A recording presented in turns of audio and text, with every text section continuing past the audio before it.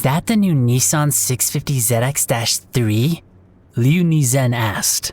Sure is, Chad Drixler replied.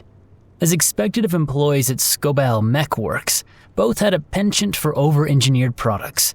The Nissan 650ZX-3, with its sleek lines and convertible hardtop, was the epitome of a modern sports car. It stood in stark contrast to the more utilitarian vehicles that dotted Scobell's parking lot.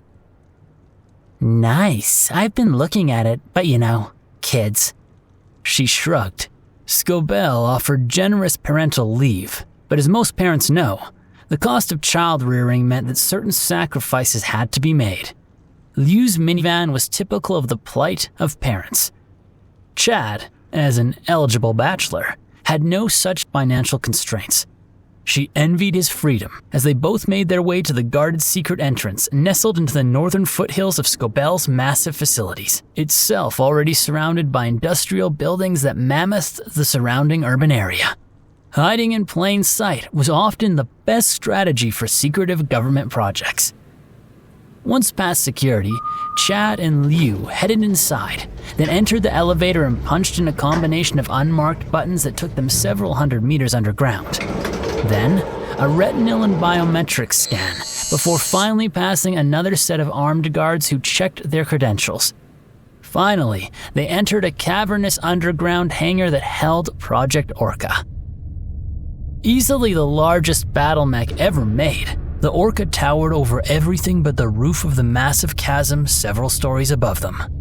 It often made Liu feel like she was entering the bygone tomb of some long-forgotten god. What's on schedule today? Chad asked as they got in a nearby cart. Getting around in the Project Orca hangar could take a while on foot, and most opted to use electric carts to get from A to B. Today is the big day, Liu replied cheerfully. Our test pilot is going to take the Orca's first steps. Chad grunted, far less enthused than Liu. Who'd they get to be the pilot? Some former Steiner mech warrior used to pilot an Atlas and a Scout Lance back in the day. It's the heaviest mech they could find, anyone with experience. Which is only half the size of the Orca, Chad murmured. Do you think the neurofeedback conditioning will be enough? Liu nodded as Chad pulled up near the Orca's gantry. We've triple-checked the gyro calibrations and our Hawkmen seemed alright with the feedback in simulators. I know it's a big step, but we gotta start somewhere. Chad sighed, pulling the cart's braking lever after it came to a full stop. You're right. When's the test supposed to start? You know they don't tell the engineers about... Liu began, but was interrupted as a klaxon sounded and the gantry began to pull away from the Orca. That meant the pilot was inside and had begun startup procedure on the massive 400XL fusion engine at the core of the enormous machine. Oh crap! Chad shouted. Get back in the cart!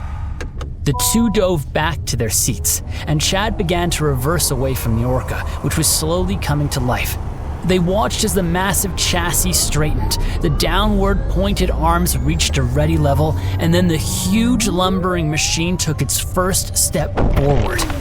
It cracked the ferrocrete, sending up bus-sized slabs of earth around the Titanic mech's toes. She did it! Liu cheered, pumping her fist. Then, her smile faded as it became clear the test pilot was already overbalanced. The incalculable momentum of the Orca carrying it beyond its scheduled single footfall. It stumbled forward like a toddler taking its first steps, the other foot barely catching up to prevent the whole thing from tumbling to the ground. Shit! Chad cursed like a mantra as he mashed the foot pedal, sending the cart backward at its maximum velocity. In front of them, the Orca continued its stumbling gait, arms gesticulating wildly. One barrel caught on the roof, gouging out a line of ferrocrete and sending boulders crashing around the rapidly reversing cart. Suddenly, both Liu's and Chad's heads whipped forward as the cart began ascending the massive ramp leading to the surface. The Orca somehow followed, despite the steep incline, frantically shuffling its feet as the pilot tried to remain upright. Chad swerved back and forth as the Orca's manic ascent continued to throw rocks and debris around them. Finally, the Steiner's pilot's skill ran out. One gigantic toe clipped the ramp, and the Orca fell forward with a titanic crash, just as Liu and Chad emerged outside. The Orca's tumble, however, sent one of its arms upwards, spiking through the tunnel structure and sending a chunk of ferrocrete skyward. The chunk followed a ballistic arc that eventually terminated on the roof of Chad's new Nissan.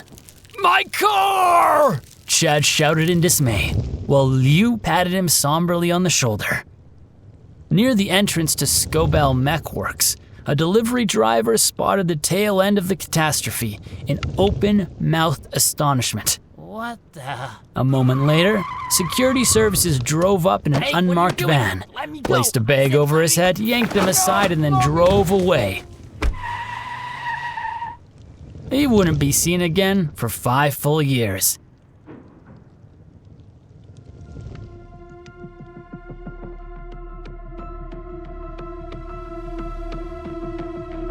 The Orca is but one step of an infamous lineage that can trace itself all the way back to the Matar, better known as Emeris's Folly. The first super heavy battle mech would later be used as the basis for the Word of Blake's Omega Super Heavy Mech.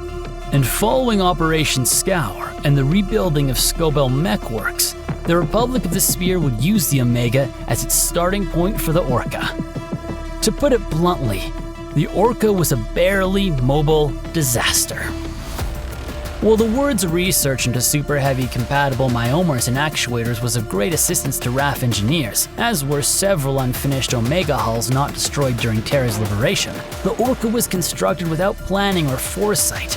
The idea, according to R&R technical advisor David McCulloch, was to learn by doing, an iterative process that resulted in frequent and catastrophic failure.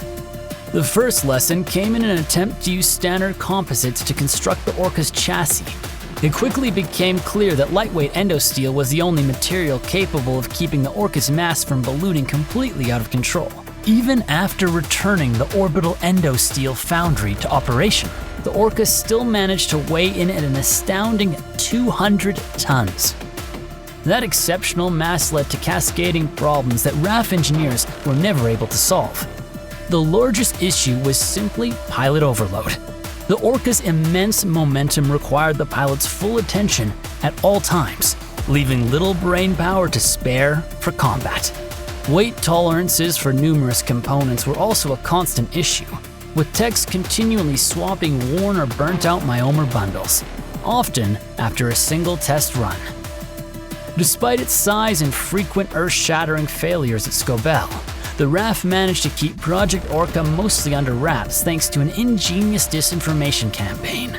Local industries knew some sort of combat machine was being built, but nobody knew what it was.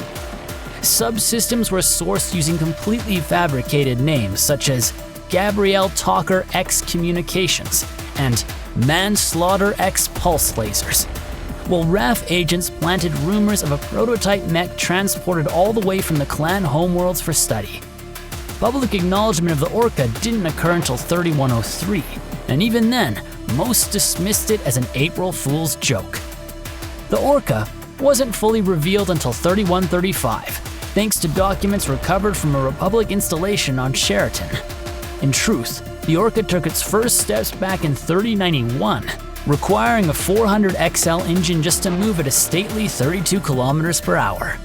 The Orca's armament consisted of twin ER-PPCs, a Gauss rifle, a single LRM-20 launcher, one extended-range large laser, and a small X-pulse laser for anti-infantry defense.